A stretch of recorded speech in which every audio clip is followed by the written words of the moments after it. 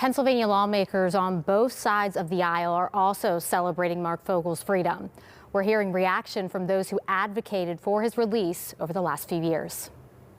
It's the day Marc Fogel, his family, and supporters have been waiting for 1,255 days. I'm excited to see Marc back home, back in Western Pennsylvania. I'm just so happy for Marc and his family. This day is finally here. While the Butler County native was locked up in Russia, Fogel's loved ones and Western Pennsylvania lawmakers fought as hard as they could to get him back home. I had colleagues from southwestern Pennsylvania and across the Commonwealth, House and Senate, who kept up the pressure and the attention for Marc and his family that he ought to be brought home, that he ought to have that wrongfully detained designation, which finally came late last year. The Trump administration said it negotiated an exchange that serves as a show of good faith from the Russians. They were very nice. We were treated very nicely by Russia, actually.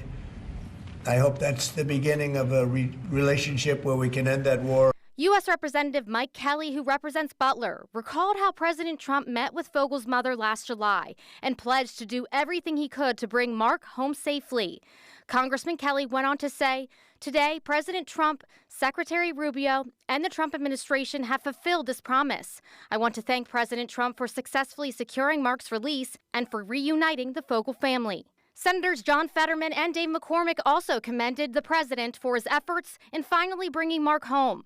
DeLuzio says he and other lawmakers will continue to be there for Fogel as he adjusts to his life back in PA. And I think there's a lesson that folks should expect their government to always fight for them, their representatives to fight for them, and that if you're in a situation like Marc's, your representatives, your senators, your president will have your back. That's an important message for every American.